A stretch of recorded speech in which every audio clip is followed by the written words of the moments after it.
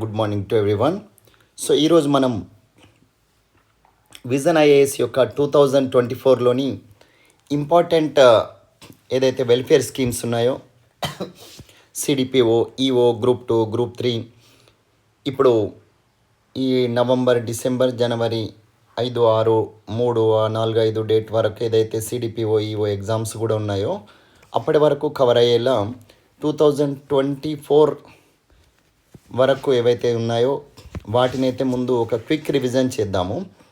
ఎలాంటి సుత్తి లేకుండా ఫాస్ట్గా ఎంత వీలైతే అంత తొందరగా ఓన్లీ ఇంపార్టెంట్ పాయింట్స్ని మనము డిస్కస్ చేసుకుంటున్నాము. సో దాంట్లో విజన్ ఐఏఎస్ వాళ్ళకు first of all thanks to vision IAS team. అయితే ఇంత చక్కని మెటీరియల్ ఇచ్చినందుకు. ఇది ఇంగ్లీష్ అండ్ తెలుగు మీడియం వాళ్ళకు యూజ్ అవుతుంది. సో దీంట్లో మనము గమనించినట్లయితే సో అన్ని మినిస్ట్రీలకు సంబంధించింది చూడండి. ఇప్పుడు ప్రజెంట్ మనం అగ్రికల్చర్ మినిస్ట్రీ, నెక్స్ట్ ఆయుష్, ఫర్టిలైజర్స్ ఇలా డిస్కస్ చేస్తూ పోతాము. సో దాంట్లో ఫస్ట్ ఆఫ్ ఆల్ అగ్రికల్చర్ మినిస్ట్రీకి సంబంధించి చూసినట్లయితే ఫార్మర్స్ వెల్ఫేర్ విషయంలో అగ్రికల్చర్ ఇన్ఫ్రాస్ట్రక్చర్ ఫండ్ అని చెప్పేసి వచ్చింది. ఏమొచ్చింది? అగ్రికల్చర్ ఇన్ఫ్రాస్ట్రక్చర్ ఫండ్ అని ఉంది. Agriculture infrastructure fund. అయితే దీనికి సంబంధించి ఇది ఏం చేస్తుంది? ఇన్ఫ్రాస్ట్రక్చర్ అంటే పేరులోనే ఉంది. మౌలిక వసతులకు సంబంధించి ఏవైతే గవర్నమెంట్ పరంగా చేయాల్సింది ఉంటుందో వాటిని చేస్తుంది. ఎవరు? నాబార్డ్. సో 2032 నుండి ఇప్పటి నుంచి మొదలుకొని 2032-33 వరకు ఉంటుంది. సో అంతే, దీన్ని సరిపోతుంది. మరి ఏమేమి ఉంటాయి దీంట్లో చూసినట్లయితే ఫార్మర్స్ కోసం కావచ్చు, ప్రైమరీ అగ్రికల్చర్ క్రెడిట్ సొసైటీస్కు, ఫార్మర్ ప్రొడ్యూసర్స్ ఆర్గనైజేషన్స్ ఎవరైతే ఇప్పుడు ప్రొడ్యూసర్స్ అంటే తయారీదారులు ఉంటారు. మళ్ళీ స్టేట్ ఏజెన్సీ కావచ్చు, సెల్ఫ్ హెల్ప్ గ్రూప్స్కు, వీటన్నింటికి కూడా ఈ ఫండ్ యూజ్ చేస్తాము. ఓకే. అయితే ఇది ఆత్మనిర్భర్ భారత్ అభియాన్ క్యాంపెయిన్లో భాగంగా మే 2020లో స్టార్ట్ అయింది. ఇది దీనికి నాబార్డ్ ఏం చేస్తుంది? 1 lakh crores రూపీస్ని బ్యాంకుకు 3% రేట్ ఆఫ్ ఇంట్రెస్ట్తోని ఇస్తుంది. ఓకే, ఇది 1 lakh crores. అయితే micro and small and medium enterprises వాళ్లకు, MSC micro and small medium enterprises వాళ్లకు క్రెడిట్ గ్యారంటీ ఫండ్ కింద 2 కోట్ల వరకు రుణాలు ఇస్తారు. సో ఇది ఇంకోసారి రివైజ్ చేస్తున్నాను. ఇన్ కేస్ లోన్ లిమిట్ ఎవరికి ఎంత అంటే మైక్రో అండ్ స్మాల్ ఎంటర్ప్రైజెస్ వాళ్ళకు 2 crores. మరి దీని గురించి నాకు తెలిసి ఇంత సరిపోతుంది అనిపిస్తుంది. ముఖ్యంగా సప్లై చైన్ ఇన్ఫ్రాస్ట్రక్చర్ విషయంలో సెంట్రల్, స్టేట్ లెవెల్ గవర్నమెంట్ ప్రాజెక్ట్స్కు, పబ్లిక్ ప్రైవేట్ పార్ట్నర్షిప్స్లో బయోస్టిమ్యులెంట్స్ యూనిట్స్ కావచ్చు, ఇన్ఫ్రాస్ట్రక్చర్ విషయంలో కావచ్చు, వాళ్లకు ఇవి లోన్స్ని అందిస్తున్నాం మనం. Okay, right. ఆ తర్వాత వచ్చేసి ఇది అవసరం లేదు. అయితే భారత్ క్యాంపెయిన్ అని చెప్పేసి ఇందులో ఇంకోటి మనం గమనించవచ్చు. What is Bharat campaign? Bharat అంటే బ్యాంక్స్, హెచ్ అంటే heralding accelerated rural and agriculture transformation. Banks heralding accelerated త్వరితగతిన రూరల్ అండ్ అగ్రికల్చర్ వ్యవసాయానికి సంబంధించిన ట్రాన్స్ఫర్మేషన్ పరివర్తన తీసుకురావడానికి కోసం ఏం చేసింది? మ్యాక్సిమం బెనిఫిట్స్ పీపుల్కి అందించడానికి కోసం అని చెప్పేసి అయితే బ్యాంక్స్ కోసం కావచ్చు, మరియు లెండింగ్ ఇన్స్టిట్యూషన్స్ కావచ్చు, అగ్రికల్చర్ ఇన్ఫ్రాస్ట్రక్చర్ ప్రాజెక్ట్స్ కోసం లోన్స్ ఇవ్వాలన్న ఉద్దేశంతో ఇది దీంట్లోనే భారత్ క్యాంపెయిన్ స్టార్ట్ చేసింది. సో ఈ ప్రోగ్రాంలోనే భారత్ క్యాంపెయిన్ అనేది దేంట్లో అగ్రికల్చర్ ఇన్ఫ్రాస్ట్రక్చర్ ఫండ్స్ విషయంలో Bharat campaign, BHARAT Bharat campaign is related to what అంటే అగ్రికల్చర్ ట్రాన్స్ఫర్మేషన్ కోసం రుణాలు అందించే ఒక ఉద్దేశం. అంతేకాని భారత్ క్యాంపెయిన్ అంటే ఇంకేదో క్యాంపెయిన్ అని కాదు. నెక్స్ట్, దీని ద్వారా ఏం చేస్తుందంటే న్యూ ఫార్మర్ ప్రొడ్యూస్ ఆర్గనైజేషన్స్ కోసము ఒక 10,000 మంది కొత్త ఫార్మర్ ప్రొడ్యూసర్ ఆర్గనైజేషన్స్కు వీళ్ళు ఇంకా చేయూతను అందించాలని చెప్పేసి వీళ్ళు ప్రయత్నం చేస్తున్నారు. ముఖ్యంగా నార్త్ ఈస్టర్న్ స్టేట్స్లలో కావచ్చు, మార్కెట్ యాక్సెస్ కోసం అని చెప్పేసి చేస్తున్నారు. ఇంతే, మనకు సరిపోతుంది. ఎంత లక్ష్యం పెట్టుకున్నాం మనము, ఎంత 10,000 కొత్త ఫార్మర్ ప్రొడ్యూసర్ ఆర్గనైజేషన్స్ కోసం అని చెప్పేసి ఉంది, సరిపోతుంది. అయితే right, credit guarantee loan 2 crores వరకు అని చెప్పాను. Micro small and medium enterprises అయితే సారీ ఫార్మర్ ప్రొడ్యూసర్ ఆర్గనైజేషన్ వాళ్ళకు 18 లక్షల రూపాయల వరకు 3 సంవత్సరాల వరకు ఇస్తాం మనం. అయితే 3 సంవత్సరాల వరకు 2,000 రూపాయలు ఒక ఫార్మర్ మెంబర్స్కి వచ్చే విధంగా 15 లక్షల రూపాయల వరకు కూడా ఒక ఫార్మర్ ప్రొడ్యూస్ ఆర్గనైజేషన్స్ కూడా ఇస్తారు. మళ్ళీ అప్ టు 2 కోట్ల వరకు కూడా ఇస్తారు. అంటే దీంట్లో చూడండి, ఫైనాన్షియల్ అసిస్టెన్స్ 18 లక్షలు 3 సంవత్సరాల వరకు ఒకటి, 2 మ్యాచింగ్ ఈక్విటీ కింద 15 లక్షల వరకు, 3వది మైక్రో స్మాల్ ఎంటర్ప్రైజెస్ వరకు అయితే 2 కోట్ల వరకు ఇస్తున్నాము. బస్ ఇంతే అయిపోయింది. నెక్స్ట్ ప్రధానమంత్రి కిసాన్ సమ్మాన్ నిధి మనకు తెలిసిందే. ఇది మనము 1.3 అంటే ఇప్పుడు చూడండి, ఇంతవరకు 2 నేర్చుకున్నాము, అందులో ఫార్మర్స్ దాంట్లో 3వది. అయితే financial needs to land holding farmers, కొత్తగా వింటున్న వాళ్ళు చూడండి, డొమెస్టిక్ నీడ్స్ కోసం వాళ్లకు ఇస్తారు. ఇది సెంట్రల్ గవర్నమెంట్ స్కీమ్. ముఖ్యంగా వ్యవసాయ సాగు భూమి చేస్తున్న వాళ్లకు 6,000 రూపాయల సంవత్సరానికి 3 ఇన్స్టాల్మెంట్స్ ఎవ్రీ 4 monthsకి ఒకసారి ఇస్తాము. ఫ్యామిలీస్కి సంబంధించి హస్బెండ్ కావచ్చు, వైఫ్ కావచ్చు, మైనారిటీ చిల్డ్రన్ ఎవరైనా ఉన్నా కానీ, అంటే ల్యాండ్ హోల్డర్కి మాత్రమే వ్యవసాయ సాగు కోసము ఇస్తున్నాము. అయితే దీనికి సంబంధించి మనం చూసినట్లయితే ల్యాండ్ రికార్డ్స్ మ్యాండేటరా అంటే ఎస్, కానీ ఇక్కడ ఫారెస్ట్ డ్వెల్లర్స్కు మాత్రం ఎక్సెప్షన్ ఉంది. నార్త్ ఈస్టర్న్ స్టేట్స్లో కావచ్చు, జార్ఖండ్లో కావచ్చు, వాళ్లకు ఈ 6,000 రూపాయలు పొందడానికి తప్పనిసరిగా పాస్బుక్ అన్నది ఏమీ అవసరం లేదు. ఎక్సెప్షన్ ఫర్ ఫారెస్ట్ డ్వెల్లర్స్ ఎక్కడ అండ్ నార్త్ ఈస్టర్న్ స్టేట్స్లో కావచ్చు, జార్ఖండ్ అనేది స్పెషల్గా ఉంది కాబట్టి మనం ఏబిసిడీలలో ఇచ్చినప్పుడు ఇది ఒకటి గమనించండి. ఫార్మర్స్ ఫ్యామిలీ ఎక్స్క్లూడెడ్, ఎవరికి వాళ్ళు ఒకవేళ మేయర్స్ ఉంటే, మున్సిపల్ కార్పొరేషన్లో ఉంటే, డిస్టిక్ పంచాయతీలలో జాబ్ చైర్పర్సన్ లాగా ఉంటే వాళ్లకు మనము ఇవ్వము. లెజిస్లేచర్స్ కావచ్చు, మినిస్టర్స్ కావచ్చు ఉన్నా కానీ వాళ్లకు ఇవ్వము. ఇన్కమ్ ట్యాక్స్ అసెస్మెంట్ ఇయర్లో ఉన్నా కానీ ఇవ్వము. తర్వాత ప్రొఫెషనల్స్, డాక్టర్స్కి, ఇంజనీర్స్కు ఇవ్వము. అయితే గవర్నమెంట్ సంబంధించిన ఆఫీసర్స్గా ఉన్న వాళ్ళకు కూడా ఇవ్వము. పెన్షనర్స్కు గమనించండి, మంత్లీ 10,000 రూపాయల కంటే ఎక్కువ పెన్షన్ పొందుతున్న వాళ్ళకు కూడా మనము ఈ స్కీమ్ కింద ఇవ్వడం లేదు, ఎలిజిబిలిటీ అనేది లేదు. ఎవరికి 10,000 రూపాయల కంటే ఎక్కువగా పొందుతున్న వాళ్ళకు పెన్షన్.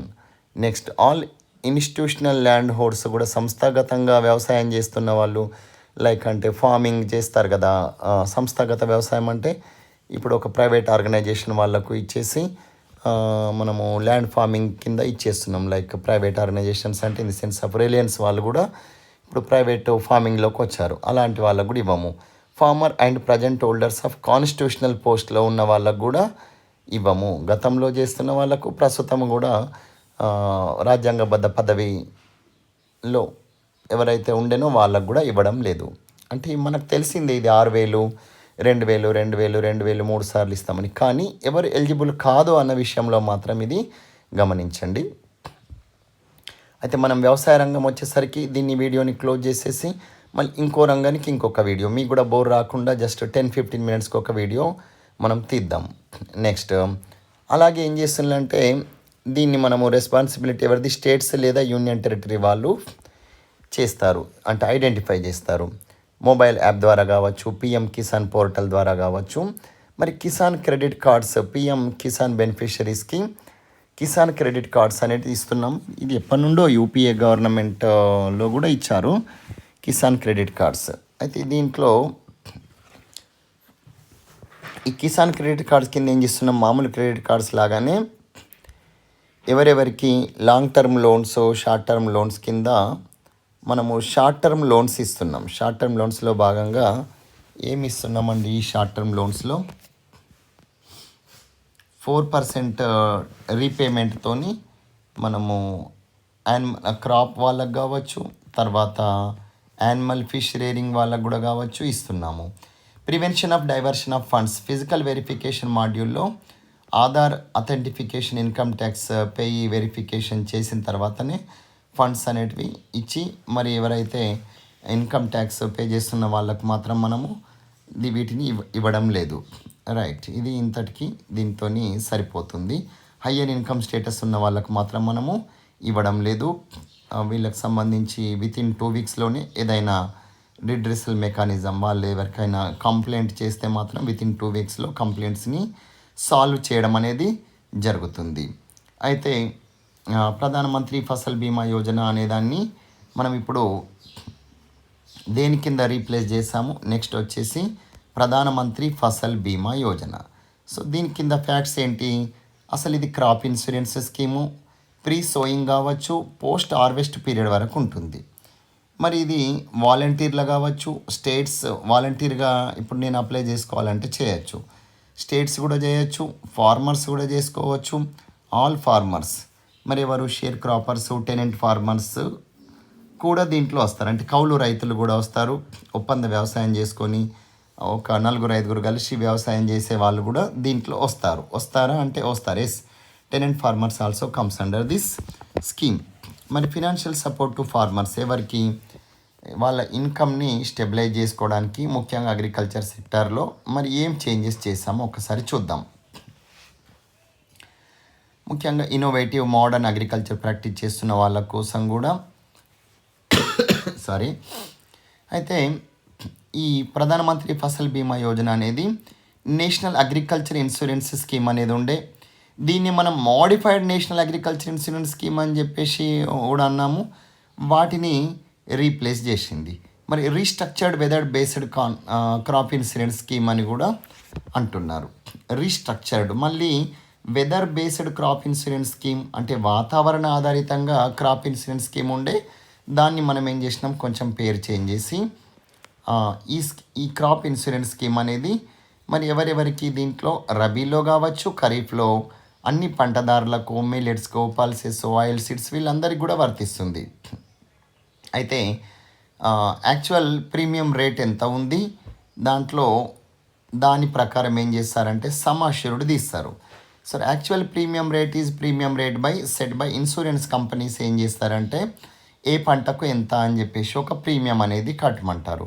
అయితే కమర్షియల్ క్రాప్స్కి వచ్చేసి premium 5% of commercial horticulture crops కావచ్చు, 2% ఖరీఫ్ క్రాప్స్కు, రబీ క్రాప్స్కు 1.5% అనేది డిసైడ్ చేస్తారు. అయితే గవర్నమెంట్ ఏం చేస్తారంటే సెంటర్ స్టేట్ కేంద్ర ప్రభుత్వం 90% కడితే రాష్ట్ర ప్రభుత్వం 10% కడుతుంది.